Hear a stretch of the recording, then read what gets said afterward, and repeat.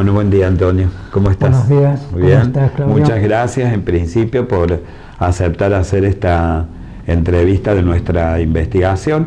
Como te he dicho fuera de micrófono, la idea de esta investigación es reconstruir la memoria colectiva, vívida, del arte y de la cultura de Río Cuarto a través de sus protagonistas.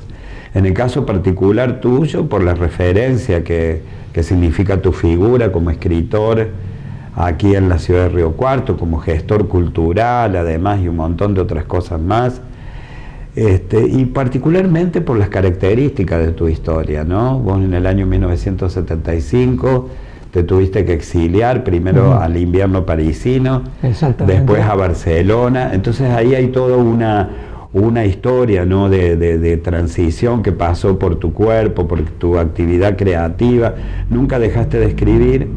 Y cuando volvió la democracia, ¿qué pasó? ¿Pensaste en ese momento volver? ¿Qué te ocurrió con la ciudad, con la cultura de acá? ¿Cómo fue ese regreso para vos estando a 15.000 kilómetros de distancia? Bueno, a pesar de que durante el tiempo que duró la dictadura, yo deshice las maletas allá, como decimos, porque no podía estar pensando en el regreso, porque no sabía si eso era posible o no, y no podía vivir en la incertidumbre si quería construirme como persona y sobre todo dar posibilidad a mi vocación, y sobre todo también porque necesitaba transmitir un sentimiento de seguridad a mi familia. Yo me había exiliado con mi mujer y 2 hijos pequeños.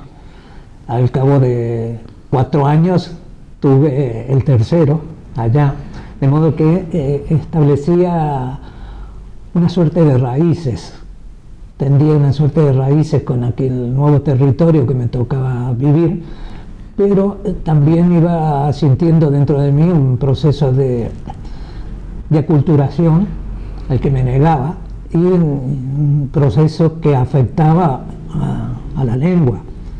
Aunque hablábamos el mismo idioma, no teníamos la misma prosodia, y entonces todos esos cambios profundos se hicieron sentir en mi forma de ser y de ver el mundo también, hasta que no asumí un sentimiento sereno de lo que es la extranjeridad. No me sentí con fuerzas para pensar en Argentina. Sí que lo pensaba en términos más sociales, siempre pensaba sobre la suerte de la gente que estaba aquí, y por otro lado hubo una especie de anclaje que no vino tanto de mí como de gente joven de Río Cuarto. Por ejemplo, los Poetas del Aire se pusieron en contacto conmigo. Entonces, a pesar de que yo era un periodista y un escritor que se había ido de aquí con un solo libro publicado en el año 73, y a través de Ernesto San Millán, que fue el primero que se puso en contacto conmigo, y después, bueno, vinieron José Di Marco, vino cartografías, que son, yo siempre lo voy a poner de manifiesto, porque fue este grupo de jóvenes poetas de Río Cuarto quienes me mantuvieron vivo en la memoria colectiva de esta ciudad, y eso es algo muy importante y que facilitaría con el transcurrir del tiempo mi regreso, no digo definitivo porque no estoy en Río Cuarto de modo definitivo, pero sí de modo más o menos permanente,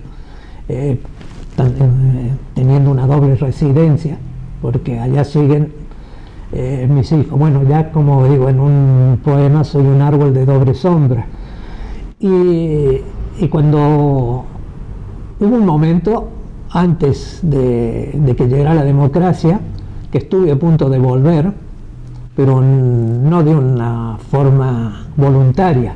Fue cuando allí, por los mismos principios que me habían sacado del país, casi me expulsan de España y me ponen en la frontera, devolviéndome a Argentina, a raíz de mi defensa de de la libertad de conciencia para los periodistas. Como yo era representante de los trabajadores en el grupo periodístico en el que trabajaba, bueno, se llegó a ese conflicto, me echaron de la empresa y automáticamente me quisieron echar del país. Por suerte hubo una movilización internacional que se gestó desde la agencia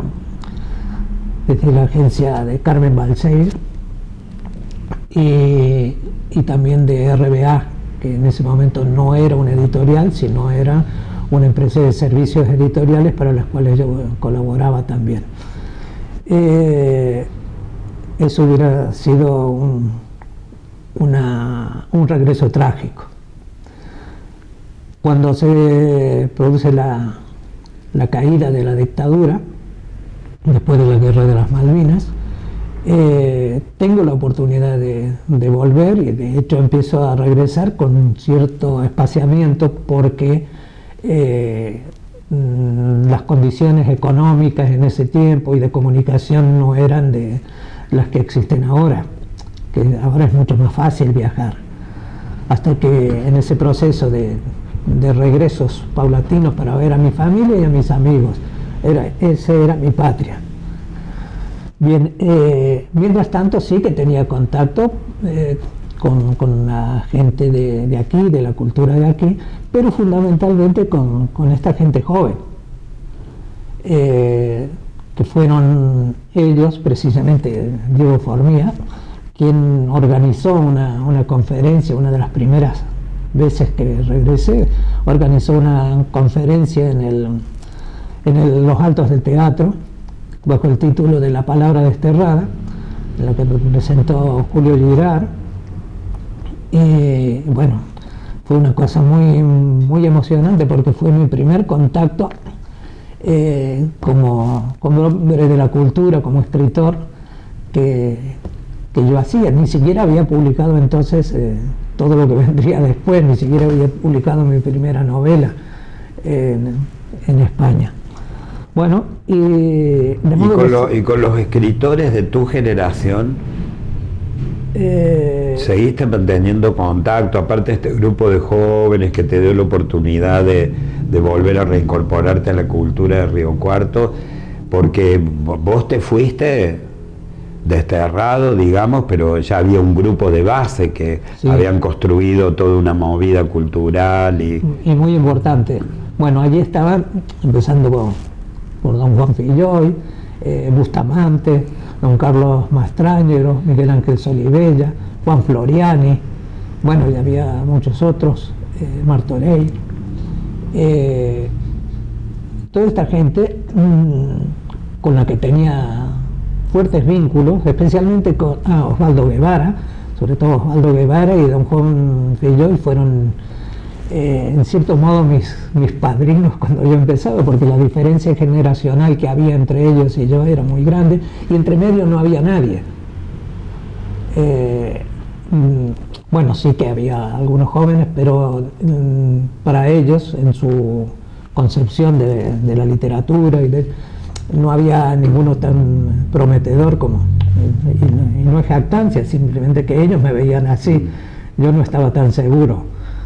Y sí, mantuve vínculos con Guevara, con don Juan Filloy, a quien siempre llamaba los 5, me parece que eran los 5 de agosto para su cumpleaños, y él me enviaba permanentemente los libros que iba publicando, de modo que cuando yo venía, al principio aquí en Río Cuarto, pero después en Córdoba, yo iba a visitarlo. Sí que manteníamos un vínculo bastante fuerte. Y con otra gente de la cultura, con el arquitecto Tonelli, Adrián Tonelli, con quien habíamos, también me había amparado mucho en el Cine Club, y fue él el que me encargó, él y Marta Carrozzi, también arquitecta, quienes me encargaron la organización de la hemeroteca del Cine Club.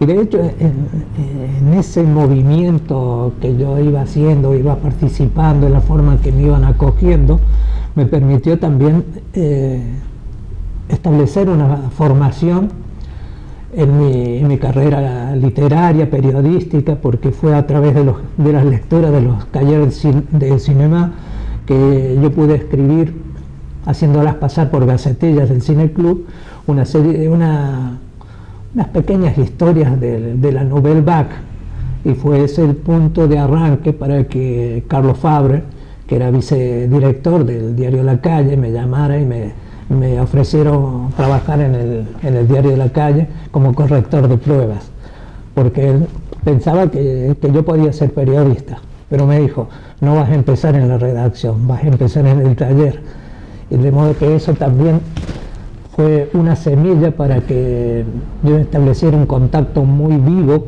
con la lengua y con la perfección de la lengua, porque había que hacer correcciones sobre la marcha y estar muy atento a lo que era el léxico, la gramática, la ortografía y todo esto como titular, y todo eso fueron elementos que me permitieron formar. Escritores como creo que son de tu generación, vos me corregirás, Otero Pizarro, digamos, mantuviste con ese grupo que habían también realizado algunas producciones en conjunto, culturales, no solamente literarias, se siguió sosteniendo ese vínculo. Bueno, con Gonzalo, por ejemplo, sí. Con Gonzalo nos exiliamos juntos. Incluso compartimos, en los primeros tiempos compartimos casa. Él no había escrito nada. Bueno, después me enteré que había escrito un libro de poemas del que reniega, pero sucedió que me parece que fue en el año 78 cuando murió Elvis Presley, que desde Bruguera me encargan hacer una biografía de Elvis, pero la tenía que escribir en 15 días. Entonces nos juntamos con Gonzalo. Gonzalo me ayudó en la bibliografía, en seleccionar, ordenar todo esto, incluso con otro amigo común, Roberto Wein, que es un gran traductor del alemán, premio Goethe en Alemania. Él nos ayudó en las traducciones. Y gracias a ese equipo que tuvimos, que era con gente de... Gonzalo era de Río Cuarto, pero Roberto Wein estaba casado con una chica de Río Cuarto, Susana Martínez, cuyo padre había sido proyectista del Cine Club. Bueno, y a través de ellos yo conseguía escribir, y que lo firmamos juntos con Gonzalo, Elvis, la rebelión domesticada, que fue nuestro primer éxito, que nos permitió unas buenas vacaciones en Mallorca, pero ese libro fue en Argentina, cuando llega a Argentina a través de Bruguera, es secuestrado por la dictadura, e incluso van a los depósitos de Bruguera, lo secuestran y se lo llevan de allí. Pero aún así llegamos a vender unos 50.000 ejemplares, que fue, yo te digo, nuestro primer éxito literario, y también fue la puerta por la que entré en el mundo editorial y me afiancé como escritor de encargo, escritor alimenticio. Alimenticio, dije. Alimenticio. Sí, con Gonzalo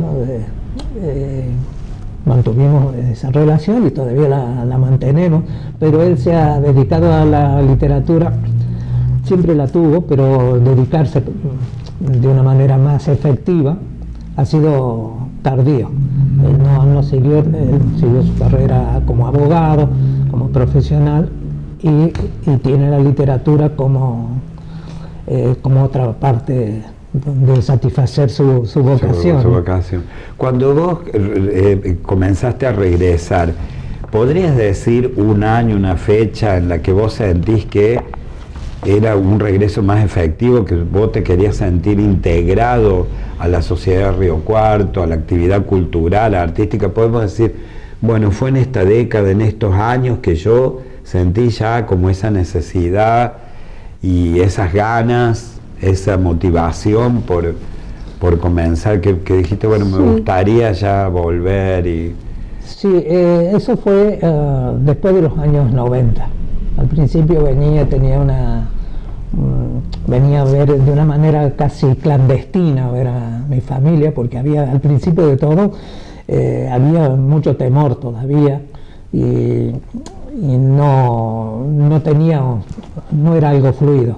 Pero vuelvo a lo mismo, la insistencia de los chicos de cartografía, de Pablo Dema, José Di Marco principalmente, fueron motores, porque me fueron incorporando a la vida cultural de esta ciudad, y eso era muy importante, y trataba yo de recuperar mientras tanto mis charlas con Juan Floriani, con Susana Michelotti, bueno, y sobre todo a través de Adrián Tonelli, que me mantenía en el mundo del cine, y sobre todo porque Adrián era un referente de la cultura local y que aglutinaba una gran cantidad de amigos, entre ellos a Ramallo, a Mirna Medior, gente que trabajaba de una manera muy generosa por la cultura de Río Cuarto. Ahora bien, y siempre fui en esos momentos, recuerdo ahora mismo a Julio Girard, en la forma en que me recibía, Orlando Patroni, que estaban siempre vinculados, me invitaban a sus casas, a veces a hacer lecturas, para que yo mantuviera ese trato de amistad. Recuerdo que el Patroni, Girard y no me acuerdo qué otras, médicos, un grupo, tenían un grupo, una tertulia que se llama algo así como los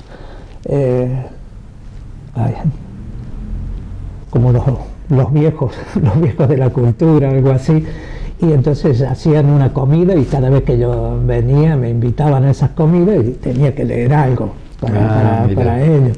Eso era una especie de submundo de la cultura. ¿Vos sentías que estaba como dividido el mundo artístico-cultural en lo literario, así? Sí. A mí yo veía que en ese tiempo que yo no estuve aquí, yo para mucha gente desaparecí. Uno, porque tenían miedo de incluirme en alguna antología que se publicó por esa época, aunque me nombraban en el prólogo como ido, como si ya no perteneciera a esta comunidad.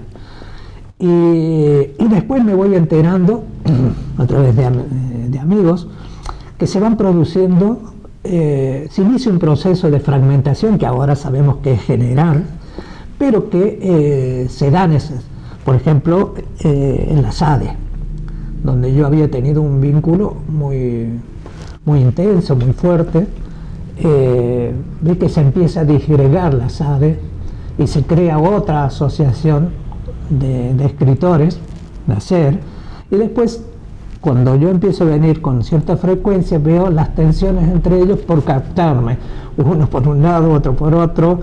Y claro, yo no sabía cómo era la situación y no podía comprometerme con uno o con otro. Y eso me dolía porque esa fragmentación hacía que la vida cultural de la ciudad no tuviera la misma dinámica que había tenido en los años 70.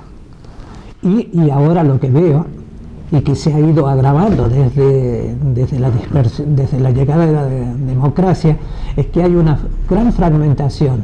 Lo que yo hace poco hablaba del hiperindividualismo, yo creo que al perderse el respeto por las instituciones, al no creer en las instituciones, ha ido permitiendo que nadie se comprometa en un proyecto colectivo y cada uno trata de desarrollar su propia batalla desde la individualidad, olvidando que el ser humano es un ser gregario y si nos salvamos nos vamos a salvar juntos, no cada uno por su cuenta. Y esa fue uno de los objetivos que me propuse cuando decidí venir a Río Cuarto, a sentarme en Río Cuarto.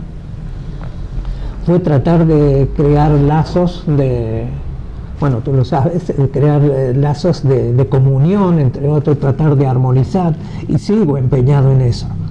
Para eso tuve que encontrar una plataforma, y por suerte la encontré, primero a través de un programa de radio, y después a través de la coordinación del área de literatura de la agencia.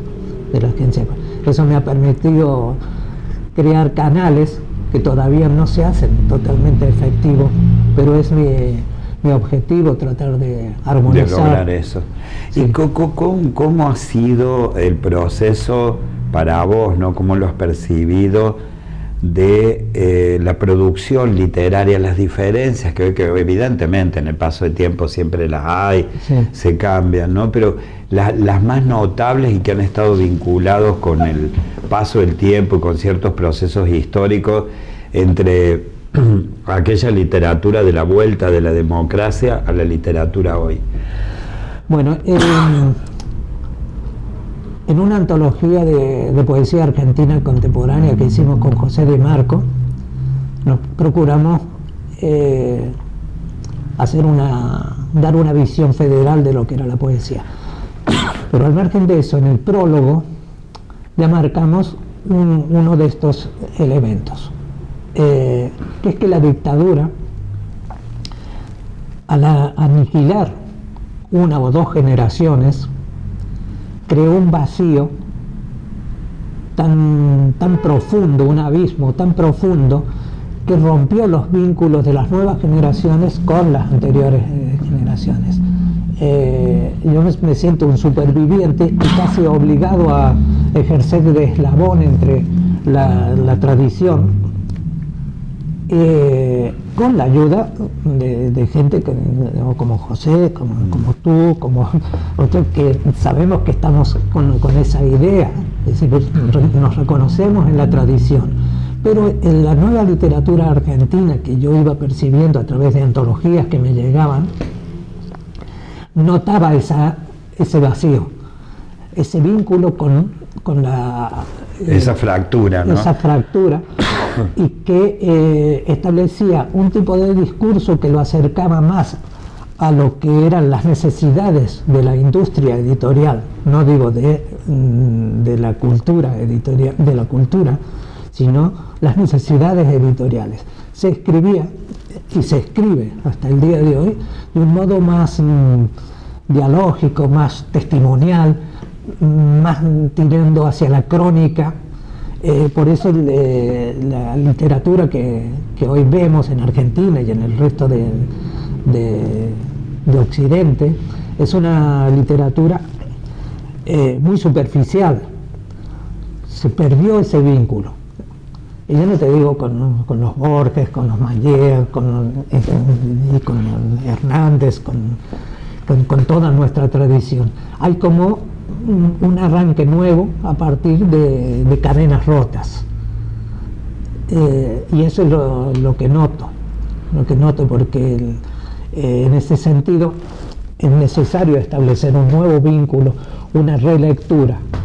Por eso sería muy importante, hace poco se publicó en Córdoba, en Alción, un libro de una joven francesa que hizo una investigación muy importante sobre la literatura que se hizo en La Perla y en otros campos de concentración, rescatando mucha de esa literatura es anónima, pero hay otra que no, que se han podido rastrear algunos nombres.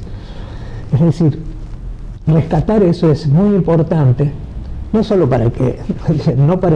necesariamente para que escribamos, sino para establecer ese vínculo y rescatar aquello que perdimos. Esa herida profunda, tratar de suturarla con los escritos nacidos del dolor, de la tortura, del aislamiento y sobre todo de la desaparición. Y el posicionamiento ideológico en ese sentido, ¿qué rol juega? Es decir, ante la palabra, ante la libertad de la palabra, ante una estética, una ética del lenguaje, como eso también como que fue cambiando, ¿no? Exactamente, no hay respeto por la palabra. Te digo en términos generales, por supuesto hay escritores que no solo que escriben bien, sino que se preocupan por el lenguaje, pero en general se ha perdido el respeto por la palabra, por el lenguaje, y cualquiera asume la idea de que puede hablar y escribir como quiere. No se puede hablar como uno quiere. Se puede hablar en libertad, pero no se puede hablar como quiere, porque la lengua, el lenguaje es un código de signos que nos permite armonizar el mundo. Y si nosotros rompemos esos códigos, esos signos, estamos atentando contra la armonía del mundo y de nuestra comunidad y de nuestra sociedad. Entonces no podemos alterar porque sí la morfología de las palabras, no podemos decir lo que se nos antoje, sino que hay una sintaxis, hay una gramática, hay unas formas que hacen a ese código y a esos símbolos, a esas significaciones que debemos considerar y respetar. Así como hemos perdido el respeto por las instituciones, también hemos perdido el respeto por la lengua. Y eso no hay que defenderlo. Es decir, yo soy un militante. Río Cuarto, ¿en qué situación está en ese sentido? En términos culturales y específicamente con la literatura. Esto que has dicho, que entiendo que tiene un alcance más universal, más general, ¿no? Sí. Y con nuestra lengua sobre todo. ¿Cómo ves el caso de Río Cuarto? Vos estás dirigiendo el Corredor Mediterráneo, sí, en este momento donde varios de nosotros estamos escribiendo, así, sí, que... Bueno, el Río Cuarto no escapa a la dinámica general, sino no es una excepción. Incluso Río Cuarto padece del mismo mal que padece toda nuestra sociedad y en general las otras sociedades, incluidas la de los países del primer mundo. Aquí es mucho más, lo que podemos diferenciar es la visceralidad, pero en términos profundos formamos parte de una sociedad que se disuelve, que se disgrega, que se dispersa. Y lo que estamos haciendo ahora en este grupo que estamos metidos en el corredor es tratar de armonizar, de llevar un mensaje distinto a nuestra sociedad. Pero ocurre lo siguiente, que ya me estoy dando cuenta.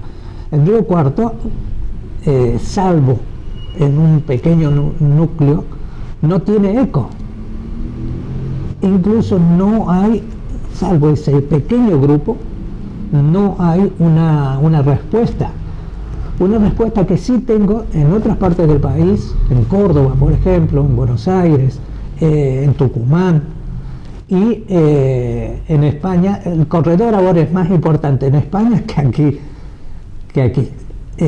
Incluso hace unos días tuve un ofrecimiento, bueno, he tenido dos ofrecimientos, uno de un académico de las letras argentinas, Rafael Felipe Bettelini, insistiéndome en colaborar, y de hecho ya colabora, y otro, un periodista español que fue corresponsal del diario El País en Estados Unidos, donde al descubrir a través del envío de un amigo común, al descubrir el corredor, vio lo que era este producto.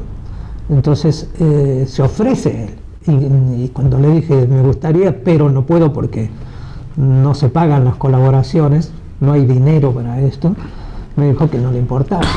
Él quería estar en este proyecto. Quiere decir que si nosotros, que hay gente, no nosotros, sino que si hay gente aquí en esta ciudad con intenciones de cambiar la dinámica general, podemos lograr un espacio y romper esa dinámica de indiferencia que nos rodea, porque todos están preocupados más por comer, que siempre es la preocupación primera, y la cultura ha quedado un poco al margen, no solo de esa perspectiva, sino también por una concepción mercantil de la cultura. Es decir, ni el Estado, ni los sectores particulares ven en la cultura una semilla de desarrollo espiritual, sino que ven una posible inversión, ya sea una inversión económica o una inversión política, pero no están viendo el alcance. Por eso se está hablando de industria cultural, no se está hablando de cultura. Y ese es un problema muy serio que tenemos aquí. Y en Río Cuarto se hace mucho más palpable, sobre todo porque ya tenemos elementos que nos podrían ayudar y no se está viendo. ¿Cuáles son esos elementos? Que Río Cuarto desde hace años es capital alterna de la provincia y desde hace muy poco capital alterna de la República. Hasta ahora todo eso son meras enunciaciones, pero no se está haciendo nada desde la ciudad para corresponder con esa enunciación. No se están creando ni los elementos simbólicos para que esta ciudad tenga la jerarquía que se le ha otorgado nominalmente, ni se está haciendo nada para crear una dinámica cultural. Todo lo que se está haciendo es a corto plazo. Entonces, y lo digo, desde las instancias estatales como de las instancias privadas. Bueno, en las instancias privadas, aquí en Río Cuarto, casi siempre ha sido nula. Yo siempre lo he visto nula. Y no me importa que se enojen quienes ahora están haciendo un aporte a lo mejor a determinados sectores atraídos por la dinámica industrial. No me importa, sé que esto hay que decirlo porque forma parte de una visión del mundo, y yo no quiero esta sociedad que ha caído en la dinámica del mercantilismo. No vamos a salir nunca y además porque hay una falsa concepción de la libertad. Tanto para escribir como para actuar debemos tener claro que la libertad no es un derecho natural, es una construcción cultural. La libertad esta que defienden los liberales o los neoliberales no es la libertad del ser humano, es la libertad de comercio, la de territorios liberados para el mercadeo. En cambio, si no hubieran, en todas nuestras repúblicas se han construido desde allí, desde la libertad de comercio, pero no desde la libertad del individuo. Y para escribir nos pasa lo mismo. Escribimos para satisfacer un mercado, que antes le llamaban el pueblo y ahora le llaman el lector. Eso te quería preguntar, me quería concentrar un ratito. Hay como mucha producción en esa lógica del mercado y pocos lectores, porque siempre es muy difícil saber qué cuestiones llegan de lo literario a un lector y si hemos sido capaces de construir un lector, de hacer una pedagogía de la literatura, por así decirlo. ¿Qué lectores vos sentís que está teniendo Río Cuarto hoy? ¿Cómo eso también si se fue modificando? Porque hay mucha publicación, hay mucha producción, sí, ¿no? Literaria, muchos grupos, muchos jóvenes que están publicando.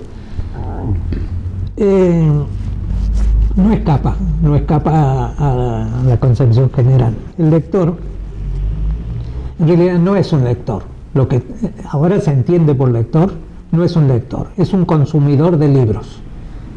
Por lo tanto, si tú le das una literatura donde tenga que pensar, reflexionar, hacerse su propia historia a partir de esa idea de la libertad que se traduce en la forma de escribir, ya no entra.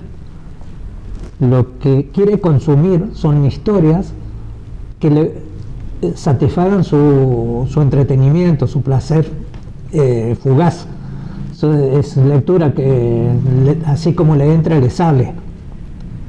Entonces no hay todas las campañas de promoción de la lectura, es un derroche de dinero que solamente beneficia a las grandes corporaciones editoriales, pero no crean una idea de la lectura crítica, no responden a un pensamiento crítico. Y tantas iniciativas independientes que hay ahora, porque digamos se juntan 2 o 3 escritores jóvenes, mediación tecnológica mediante también en el sentido de que es más fácil publicar, armar un libro con la digitalización, con los sistemas de impresión. Hay como mucha producción independiente también, ¿no? ¿Han entrado también en esa lógica o cómo lo ves aquí? Sí, están en esa lógica. Está en esa lógica porque todos los avances tecnológicos son en general positivos. Lo que tiene que haber es una cierta sabiduría para aprovechar esos avances tecnológicos. Entonces, si ahora tenemos la posibilidad de la autoedición con un grupo, en fin, pues bien, aprovechamos para escribir lo que sentimos que tenemos que escribir, para explorar la condición humana. No escribamos para satisfacer y vender y satisfacer nuestro ego, nuestra vanidad, para tener un producto donde esté nuestro nombre en letras de molde. No, tenemos que aprovechar todo ese soporte tecnológico para romper con la dinámica del mercado, aunque seamos pequeños grupos de lectores que dominan el código, o crear esas nuevas formas de expresarnos. Eso es lo importante, porque ahora en la mayoría hay escritores jóvenes que son muy buenos y que están aprovechando eso que digo, pero la mayoría no lo está haciendo. ¿Por qué no lo está haciendo? Porque formamos parte, y digo formamos porque no podemos escapar a la dinámica, a las dinámicas ideológicas implantadas el capitalismo. No nos damos cuenta, han naturalizado el consumo y han naturalizado el individualismo. No pensamos en el ser humano como hermano. Sería muy importante que nuestro corazón pudiera a veces albergar al enemigo y comprenderlo para romper la dinámica del mal. Eso es importante y no se está haciendo en términos generales. Yo cuando he llegado a dar clases así, lo primero que me preguntaban era ¿cuándo publicar? Y la publicación no es importante. La publicación será importante en la medida en que tú hayas crecido y te des cuenta de que aquello que estás haciendo tiene un cierto valor artístico. Pero escribir por escribir lo que me pasó a mí cuando iba a la universidad, escribir mi biografía, escribir si me enamoré, si perdí el amor, todo ese exceso de sentimentalismo que invade la literatura no es bueno. No es bueno porque habla de las vísceras, no habla del espíritu. Y esto es lo que veo que en general, e incluso en el mundo de la editorial independiente, hay muchas pequeñas editoriales que empiezan bien, rescatando algo. Y puede suceder que uno de los escritores que he lanzado de pronto se pasa a una gran editorial donde le modifican la escritura. Y a su vez estas pequeñas editoriales, te lo digo porque conozco bien el proceso que ha sucedido en España, hay muchas pequeñas editoriales que empiezan independientes y todo eso, y después se van transformando poco a poco en pequeñas editoriales que no son independientes, sino que dependen también de las exigencias del mercado lector. Antonio, ¿cómo es la identidad cultural, artística de Río Cuartense? ¿Cómo lo ves? Yo diría que tiene sus límites y sobre todo que veo que en gente, y no me refiero solo a escritores o poetas, sino también a pintores, escultores, los veo muy limitados en sus aspiraciones. Limitados no en su talento, porque hay mucha gente aquí en Río Cuarto con un gran talento, hay un gran capital humano artístico en Río Cuarto, pero tienen límites, tienen sus techos en sus aspiraciones. No creen, en definitiva, en el alcance que puede tener su talento, y eso limita también sus producciones, limita sus creaciones, no van más allá de algún referente que tengan a nivel nacional o internacional, y eso no está bien. Ese es el problema que yo le veo a Río Cuarto. Muy bien, muchísimas gracias, Antonio. No, gracias, nos quedó un montón gracias. De cosas que ya las terminaremos. Es que soy muy hablador. En una posterior.